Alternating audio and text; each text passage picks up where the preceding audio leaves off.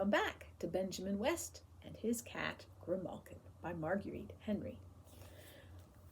Chapter 5, The Image of Sally. Weeks went by before Papa saw the picture of Sally. By day, he was busy planting Indian corn and pumpkins. By night, the guests hovered around him like bees after honey. They hung on his every word, for while Papa was a man of few words, each one counted. By the time he had a moment to spare, there was not only the picture of Sally to show him. There was a whole stack of pictures, done on poplar boards, on birch bark, on anything that would hold a pen stroke or a smudge of charcoal. It was mid-morning of a bright May day when Papa first heard about the pictures. "Benjamin," he called out as he came into the kitchen, bringing the smell of rich black earth with him. "Nanny Luddy has lost a shoe. See if the smith can attend her at once." "Oh, yes, Papa," replied Benjamin quickly. He grinned at the thought that now Sarah or Hannah or Mary or Elizabeth would have to come down from her bed-making and take over his job. He was doing a hot and tiresome chore at the time. He was sitting on the hearthstone, turning the crank handle that turned a joint of meat before the fire. And every now and then he had to baste the meat with the brown gravy that had dripped into the pan beneath. Grimalkin sat watchful at Benjamin's feet. Memory told him that sometimes the gravy spattered on the hearthstone, and all of the spatters belonged to him. "The sun has great power this morning," Papa remarked. "It is pleasant and cool inside." "Cool," thought Benjamin as he wiped the beads of perspiration from his upper lip. Papa sat down at the table. He began sampling the wild strawberries that Mama was putting into a pie. Then, looking as sheepish as a boy, he reached over and scooped up on one finger some of the floating island pudding that stood cooling in a bowl. He smiled up at Mama. "The pudding is exactly to my taste," he observed. "Benjamin," said Mama, "this would be the time to show Papa thy pictures." At the word picture, Papa coughed and sat bolt upright.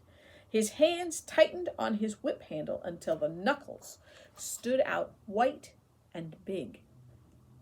His face was redder than the strawberries. He fixed his hat more firmly on his head. Oh, thought Benjamin, how quickly Papa can change. Grimalkin rolled over and over to attract attention, but Papa took less notice of him than if he had been a fly. "Ho-ho! Look at Grimalkin!" laughed Benjamin nervously. A heavy silence was the only answer. Slowly, Benjamin got up and walked over to the pine dresser. If only John or Thomas or Samuel or Joseph would come to get Papa. The door latch in was as still as a meeting house. Only the hens clucked beneath the windows. With trembling hands, Benjamin took the stack of pictures from the bottom drawer of the dresser. He handed Papa the one of Sally. It was as if Papa hated even to touch it. Gingerly, he laid it on his lap. He reached into his pocket and took out his square-rimmed spectacles. Slowly, he adjusted them under his beetling brows. Then he brought the picture up close. For a long moment he said nothing. Grimalkin lowered his tail at the awful stillness. Mama's spoon dropped out of her hand with a loud clatter.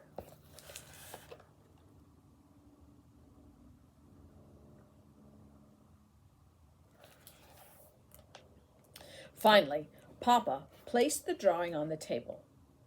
"The image of Sally should be carried in our hearts," he said as he looked up over the rims of his spectacles, "not on a piece of paper. Pictures fade. Memories remain green forever." "Green!" shouted Benjamin. "How I long to put green into my pictures. I tried to draw a hummer-bird yesterday as he dipped his beak into a flower. I wanted to paint his shiny green head, but all I had was red and black ink." Papa shook his head as he looked at the pictures of red-headed woodpeckers and swamp roses and bushes with scarlet berries. "It would be better to study cabbages and turnips, or even gooseberries," he said with a sniff. "These are gay and gaudy. Pride in pictures shows a worldly spirit." "But, Papa, I am not proud of these pictures. I aim to do better, much better. If only I had colors." At this, Papa gave up. "Tell me why it is that thee must draw," he asked. Now Benjamin was at a loss. How could he explain the need for putting things on paper? How could he explain that? "Was it that Sally's smile is fleeting, and thee wished to hold it?" asked Mamma. "That's it, Mamma, that's it! The hummer-bird, too, is gone in winter. Yet I could capture him on paper." Now Grimalkin stretched his muscles and looked up at Papa as if he wished to add a few remarks. First he uttered a little sneeze to attract attention, as people sometimes clear their throats. Then he started talking. "Yow, meow, meow, yow." Louder and louder he talked until finally he flung his head back and opened his mouth so wide it showed all the black ridges inside.